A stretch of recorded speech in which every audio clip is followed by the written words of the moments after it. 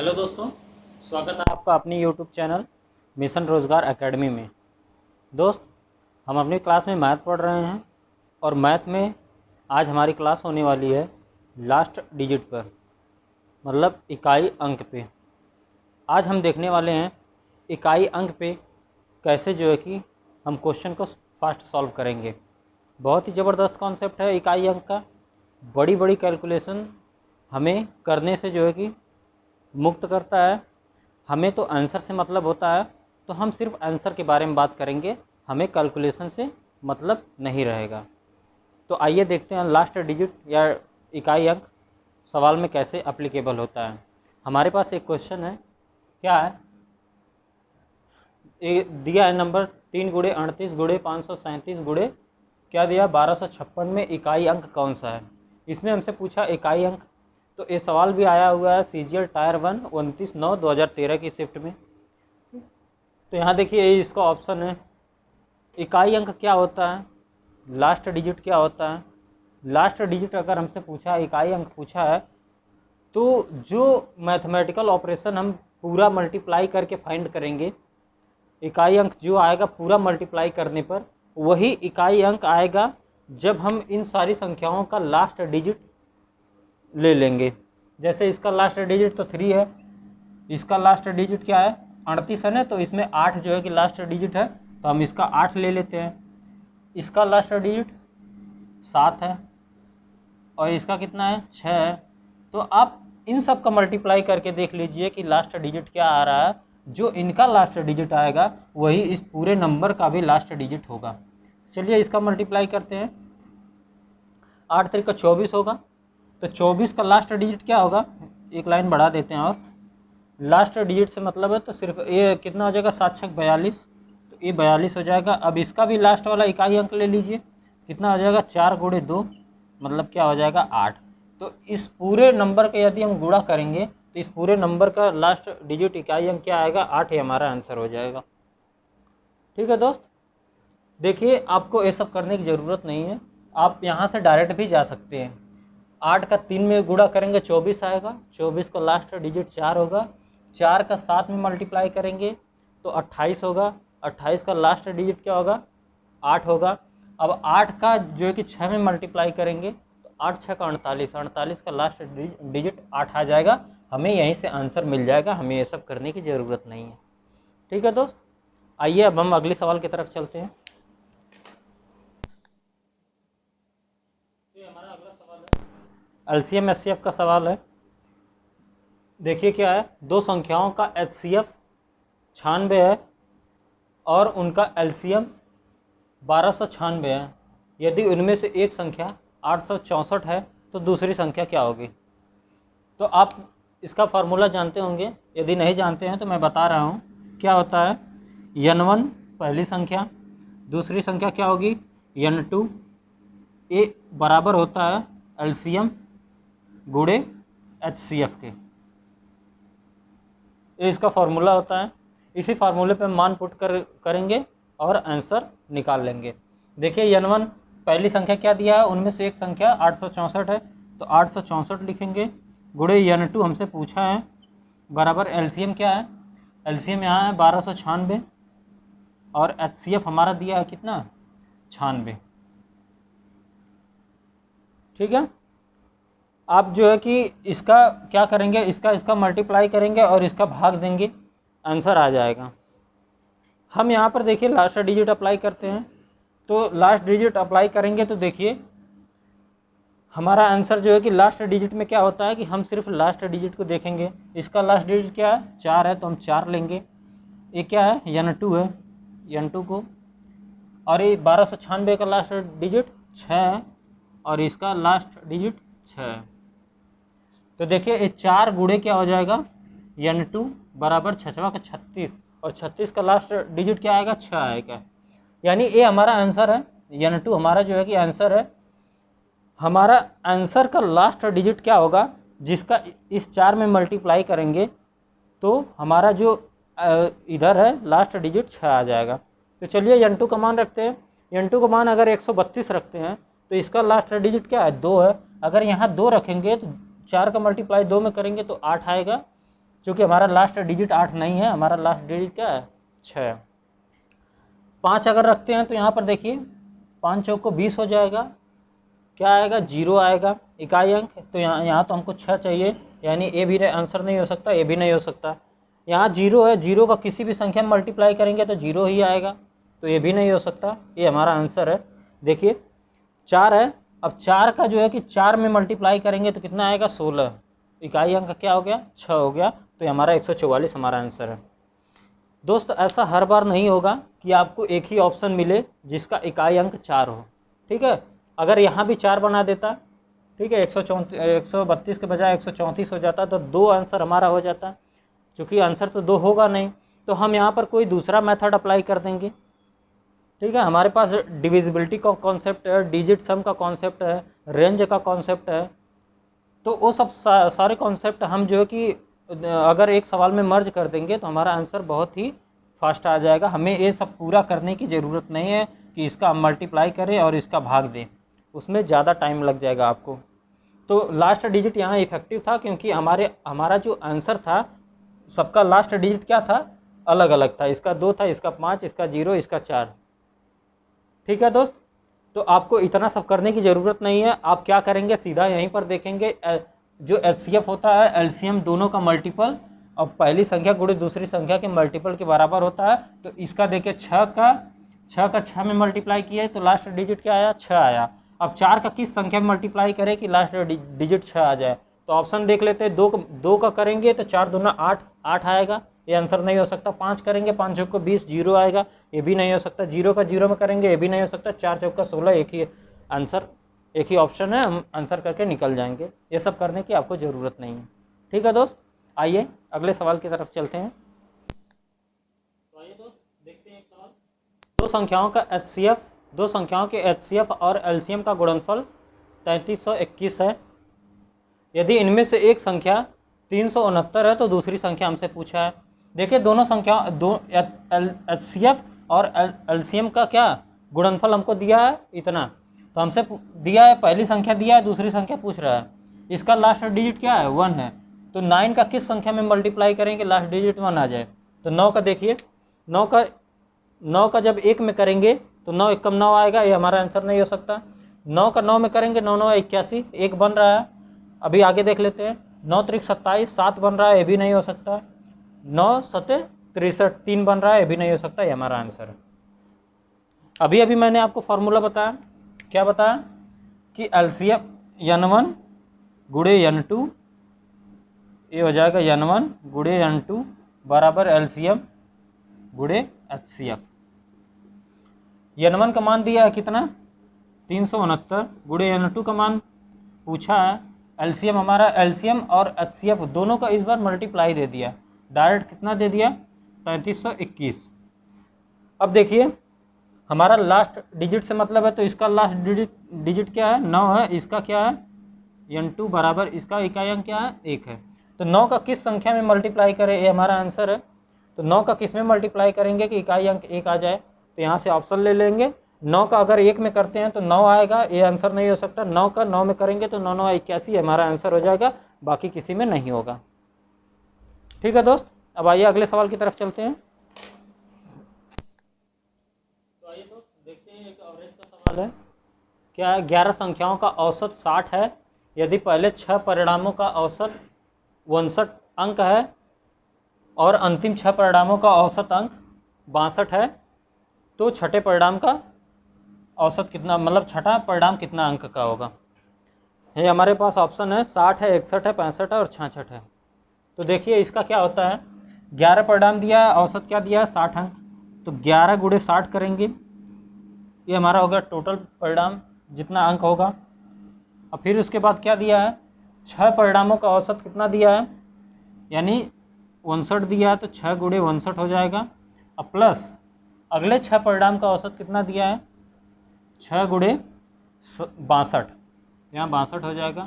अब देखिए यहाँ पर तो हमारे पास 11 ही परिणाम थे, 11 संख्या थी, लेकिन यहाँ क्या हुआ कि 6 और 6 12 संख्या हो गई।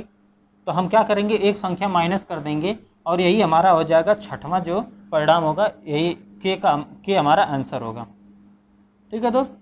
देखिए आप इसका मल्टीप्लाई करिए, इसका मल्टीप्लाई करिए और इसको मल्टीप्लाई करके ऐड करके इधर लाकर घटाकर आप आंसर ला सकते हैं। यहाँ देखिए इसका इकाई अंक, इसका इकाई अंक, सबका भी इकाई अंक क्या है, डिफरेंट है। तो हम इकाई अंक देख लेते हैं, के का जो इकाई अंक, हमारे आंसर का इकाई अंक क्या होना चाहिए। देखिए इकाई अंक 0 का किसी भी संख्या में मल्टीप्लाई करेंगे तो इकाई अंक क्या होगा, 0, तो इसका 0 हो जाएगा। ये बराबर कितना हो जाएगा, 9 का 6 में मल्टीप्लाई करेंगे तो 9 6 54, इकाई अंक क्या आ जाएगा, 4 आ जाएगा। प्लस 6 दूना 12, हम इकाई अंक ले रहे हैं सिर्फ, इसको नहीं। 6 का मल्टीप्लाई 2 में करेंगे तो 12, 12 का इकाई अंक क्या होगा, 2 होगा, तो यहाँ 2 हो गया। और माइनस क्या हो गया, के हो गया। अब देखिए क्या होगा, ये 6 हो गया, 6 जब इधर आएगा तो क्या हो जाएगा, -6 हो जाएगा। -6 बराबर ये कितना हो जाएगा, -k, यानी के बराबर क्या आ जाएगा, 6। यानी हमारे आंसर का जो लास्ट डिजिट होगा वो 6 होगा। एक ही तो ऑप्शन है आंसर। ठीक है दोस्त, तो आपने देखा कि इकाई अंक से आंसर जो है कि कितना फास्ट हुआ। अगर 2 में इकाई अंक आता तो हम दूसरा मेथड लगा लेते हैं, और इससे भी फास्ट, इस सवाल को सॉल्व करने का इससे भी फास्ट मेथड है, लेकिन मैं बताऊंगा कब, जब मैं ये चैप्टर औसत पढ़ाऊंगा तब। इससे भी फास्ट माइंड में सॉल्व किया जा सकता है। इसमें तो लिखना पड़ रहा है, जो मैं मेथड बताऊंगा उसमें लिखना भी नहीं पड़ेगा आपको। चलिए देख लेते हैं। 11 संख्याओं का औसत 60 है, पहली 6 परिणामों का औसत 59 अंक है। तो क्या हुआ कि औसत जो कि एक कम हुआ, तो कितनी संख्याओं का कम हुआ, 6 संख्याओं का, तो यहाँ -6 हो जाएगा। ठीक, -6 हो गया। फिर अंतिम 6 परिणामों का औसत क्या है, 62 है। औसत से कितना ज़्यादा है, 2 ज़्यादा है। कितनी संख्याओं का ज़्यादा है, 6 संख्याओं का, तो 6 दूना 12, यानी +12 ज़्यादा है। अब इनका देखिए डिफरेंस क्या हो गया, 6 हो गया, यानी हमारा औसत जो होगा क्या होगा, 60 + 6 66 आंसर हो जाएगा। और इसके लिए आपको पेन चलाने की ज़रूरत नहीं पड़ेगी। तो ये मेथड मैं बताऊंगा जब एवरेज पढ़ाऊंगा तब। अभी मैं लास्ट डिजिट पे वर्क करवा रहा हूँ, तो सिर्फ इसे जो है कि लास्ट डिजिट पे मैं समझाया कि इस सवाल को लास्ट डिजिट से भी सॉल्व किया जा सकता है। ठीक है दोस्त, आइए अगले सवाल की तरफ चलते हैं। ये हमारे पास क्वेश्चन है, देखिए उस गोले का आयतन क्या है जिसका व्यास 42 सेंटीमीटर है। अगर व्यास 42 सेंटीमीटर है और ये आया हुआ कब है, MTS 16/8/2019 का क्वेश्चन है। देखिए व्यास क्या होता है, ये हमारा जो है कि गोला हो गया, तो देखने में जो है कि वृत्त लग रहा है, लेकिन आप 3D में देखेंगे तो आपको गोला दिखेगा। व्यास क्या होता है, पूरा डायमीटर हो गया, ये दिया है 42 सेंटीमीटर, तो त्रिज्या क्या होती है, इस डायमीटर यानी कि व्यास का आधा होता है, तो ये हमारा 21 हो जाएगा। तो 21 हमारी क्या हो जाएगी, त्रिज्या हो जाएगी। तो R बराबर क्या है, R बराबर हमें दिया है 21। अब गोले का आयतन क्या होता है, फॉर्मूला आपको याद होना चाहिए। देखिए गोले का आयतन क्या होता है, गोले का आयतन होता है 4/3 πr³। ठीक है, 4/3 πr³ होता है। इसी फार्मूला में आप मान रखेंगे, आपका आंसर आ जाएगा। तो चलिए मान रख के देखते हैं। 4/3, पाई का मान कितना होता है, 22/7, और r³ मतलब 21 का 3 बार मल्टीप्लाई। क्या करेंगे, 21 गुणे 21 गुणे 21। अब देखिए 7 त्रिक 21, इसका मल्टीप्लाई होगा तो ये 21 इस 21 से एक ठो कैंसिल हो जाएगा। अब हमारे पास क्या बचा है, 4 गुणे 22 गुणे 21 गुणे 21। अब हम यहाँ तक पहुँच चुके हैं, तो आप चाहें तो इसका मल्टीप्लाई करके आंसर ला दीजिए, या एक बार ऑप्शन पे नज़र डालिए। तो यहाँ पर देखिए सबका क्या है, इकाई अंक क्या है, अलग अलग। यहाँ तो 2 में सेम आ गया है, फिर भी एक बार हम जो है कि इकाई अंक चेक कर लेते हैं। इकाई अंक से देखिए आंसर मिल जाता है कि नहीं। तो देखिए 4 का मल्टीप्लाई जब 2 में करेंगे तो 8 आएगा, और 8 का मल्टीप्लाई जब एक में करेंगे तो कितना आएगा, 8 आएगा। हमारा आंसर क्या हो जाएगा, 38,808 हमारा आंसर हो जाएगा। ठीक है दोस्त, तो यहाँ आने के बाद आप एक बार ऑप्शन पे नज़र डालेंगे, और फिर उसके बाद जो है यहाँ पर हम जो है कि लास्ट डिजिट या इकाई अंक अप्लाई कर दिए, तो हमारा आंसर बहुत फास्ट आ गया।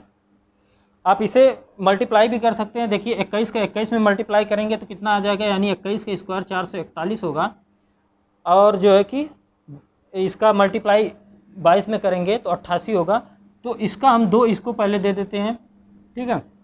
देखिए यहाँ हम 11 बना रहे हैं तो इसको क्या हो जाएगा, 8 गुणे 11 लिख सकते हैं, ठीक है। तो अब 8 का मल्टीप्लाई पहले इसमें इस संख्या में कर दीजिए 441 में।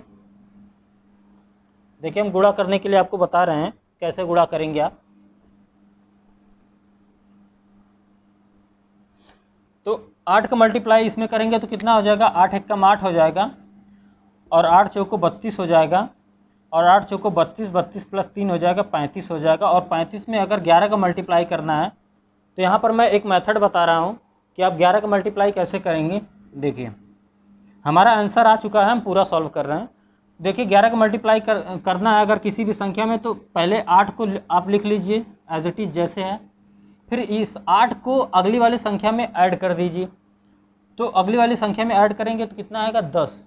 10 को हम लिखेंगे 0 और हम कैरी जो आएगा उसको लिए रहेंगे, तो कैरी है 1। तो अब देखिए अब इसका इसमें ऐड कर दिए तो हमारा 0 आ गया। अब इसको जो है कि इसमें ऐड करेंगे तो 5 2 7 हो जाएगा, 7 कैरी जो एक था वो 8 बना दिया। अब हमारे पास कोई कैरी नहीं, अब इसको इसमें ऐड करेंगे तो कितना हो जाएगा, 8 हो जाएगा। अभी कोई भी कैरी नहीं है, अब ये लास्ट में बचा 3 तो हम 3 लिख देंगे, ये हमारा आंसर हो जाएगा। ठीक है दोस्त, तो 38,808 हमारा आंसर हो जाएगा। आपको मैं आंसर तो बता दिया लास्ट डिजिट से, बाकी एक कैलकुलेशन थी, तो जहाँ जहाँ भी कैलकुलेशन आएगी हम मेथड भी बताएंगे कि कैलकुलेशन को कैसे फास्ट हम सॉल्व करेंगे। ठीक है, तो आप जो है कि वीडियो को बहुत ही ध्यानपूर्वक देखिए और चीज़ों को समझिए। तो चलिए चलते हैं हम अगले क्वेश्चन पे। तो आइए दोस्त एक क्वेश्चन और देखते हैं, ये भी आया हुआ है MTS 19/8/2019 के पेपर में। तो देखिए क्या है क्वेश्चन, 21 सेंटीमीटर त्रिज्या वाले एक अर्धगोले का वक्र पृष्ठीय क्षेत्रफल और आयतन क्या होगा, हमसे ये पूछा है। ये हमारे पास ऑप्शन है, यहाँ पर ध्यान देंगे आप कि क्षेत्रफल हमेशा क्या होता है, सेंटीमीटर स्क्वायर में होता है और आयतन जो होता है, वॉल्यूम जो होता है, सेंटीमीटर मतलब क्यूब में होता है। तो सब में दिया है, ऐसी कोई बात नहीं है। तो चलिए देखते हैं, पहले इसका क्षेत्रफल निकालते हैं। अर्धगोले का क्षेत्रफल क्या होगा, अर्धगोला क्या होता है, हेमीस्फीयर ऐसे होगा। इसका हमें क्षेत्रफल, तो क्षेत्रफल अर्धगोले का क्या होता है, 2πr², आपको पता होगा। और हमसे पूछा आयतन पूछा है, तो अर्धगोले का आयतन क्या होता है, अभी अभी हमने पिछली सवाल में बताया। गोले का आयतन, चूँकि पूरा गोला था, ऐसे पूरा गोला था तो हमने बताया कि 4/3 πr³ होता है। तो ये आधा गोला है, आधा गोला है तो क्या हो जाएगा, ये भी आधा हो जाएगा। तो आधा कर दीजिए, इसका 1/2 कर देंगे तो 2 से 2 कैंसिल हो जाएगा। तो अर्धगोले का कितना आ जाएगा, 2/3 πr³। अब इसी पर हमें मान रखना है, हमें पाई का मान हमको पता है 22/7 होता है और आर हमें दिया है 21 सेंटीमीटर। तो मान रखते हैं, देखिए 2 गुणे क्या हो जाएगा, 22 का मान हो जाएगा पाई का मान 22/7 और आर स्क्वायर कितना दिया है, 21 गुणे 21। ठीक है, तो देख लेते हैं, हम इसे सॉल्व कर लेते हैं। 7 से एक कितनी बार जाएगा, 3 बार, कैंसिल आउट होगा तो हमारा कितना आएगा, इसे एक बार के लिए मिटाते हैं। ये कितना आ जाएगा, ये हो जाएगा 44, 22 का 2 में गुणा कर देंगे और ये हमारा कितना हो जाएगा, 21 3 63 हो जाएगा। तो अब देखिए इसको मल्टीप्लाई करने की बजाय हम इसका लास्ट डिजिट देख लें। हम क्या निकाल रहे हैं, क्षेत्रफल, तो लास्ट डिजिट क्या है, 2 है, यानी 4 का 3 में मल्टीप्लाई करेंगे तो 2। ऑप्शन एक बार चेक करते हैं, देखिए 2 यहाँ दिया है, 2 यहाँ दिया है, 2 यहाँ दिया है, 2 यहाँ 0 दिया है, तो ये हमारा आंसर नहीं हो सकता, इसे हम कैंसिल आउट कर देते हैं। अब चलिए एक बार आयतन की तरफ बढ़ते हैं, इसके वॉल्यूम की बात करते हैं। तो हमने क्या लिखा था फार्मूला, 2/3 πr³। तो देखिए 2/3 पाई का मान हो जाएगा 22/7 और आर का मान क्या हो जाएगा, 21 गुणे 21 गुणे 21। देखिए 7 और 3 21 बना रहे हैं, तो 21 21 को कैंसिल कर देगा। अब इसका लास्ट डिजिट एक बार चेक करते हैं, तो देखिए 2 दूना 4, 4 हुआ और 4 का 1 में मल्टीप्लाई होगा, 1 में मल्टीप्लाई होगा तो क्या आएगा, 4 आएगा।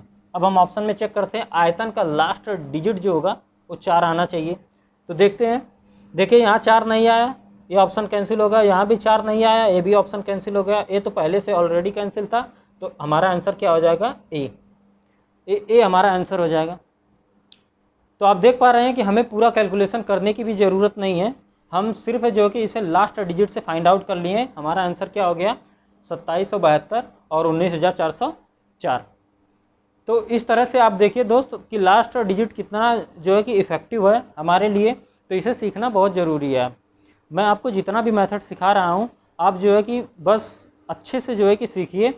सारे मेथड जो मैं सवाल करवाते वक्त जो है कि कोई ना कोई मेथड जो है कि अप्लाई करूँगा, वहाँ से आंसर हम जो है कि फास्ट कर पाएंगे। जैसे यहाँ पर अगर लास्ट डिजिट अप्लीकेबल नहीं होता तो हम यहाँ पर डिविजिबिलिटी लगा देते हैं, ठीक है, डिजिट सम लगा देते हैं, रेंज लगा देते हैं, अप्रॉक्सीमेशन लगा देते हैं, कोई प्राइम नंबर का कॉन्सेप्ट लगा देते हैं, ठीक है। तो आप जो है कि चीज़ों को ध्यान से देखिए और इसका नोट्स बनाइए, बार बार रिवीजन करिए। जितना मैं सवाल बता रहा हूँ आप सभी सवालों को अपने नोट्स में ले जाइए, और जो लर्निंग है यहाँ पर उसको लिखिए कि यहाँ मैंने कौन सा कॉन्सेप्ट अप्लाई किया। हमें पूरा गुणा भाग करने की ज़रूरत नहीं है, हमने जो है कि यहाँ पर लास्ट डिजिट देखा, लास्ट डिजिट से हमारा आंसर जो है कि फास्ट आ रहा था। तो चलिए ये वीडियो जो है कि यहीं पर हम समाप्त करते हैं। बस लास्ट डिजिट का इकाई अंक का मेरा एक ही वीडियो आएगा। जैसे जैसे हम सवाल करेंगे वैसे वैसे जो है कि हम सारे कॉन्सेप्ट को अप्लाई करते चलेंगे, ठीक है दोस्त। तो इसका बहुत छोटा एप्लीकेशन था। तो मिलते हैं फिर अगली वीडियो में अपने, और अगली वीडियो में हम बात करेंगे प्राइम नंबर का।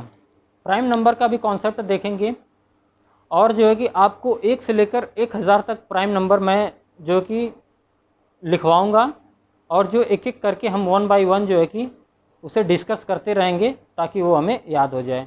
उसका भी बहुत ज़बरदस्त कॉन्सेप्ट है प्राइम नंबर का। तो अगले वीडियो में हम देखेंगे। तब तक के लिए आपको क्या करना है कि जितना अभी तक मैं पढ़ाया हूँ उसे अच्छे से जो है रिवीजन करिए, और जो है कि नोट्स बनाइए, क्योंकि बिना नोट्स के कुछ नहीं होने वाला है। आप चीज़ों को पढ़ेंगे फिर उसके बाद भूल जाएंगे। नोट्स रहेगा, कम से कम हफ्ते 10 दिन 15 दिन पे आप उसे रिवाइज़ कर सकते हैं। तो मिलते हैं फिर अगली वीडियो में। Thank you.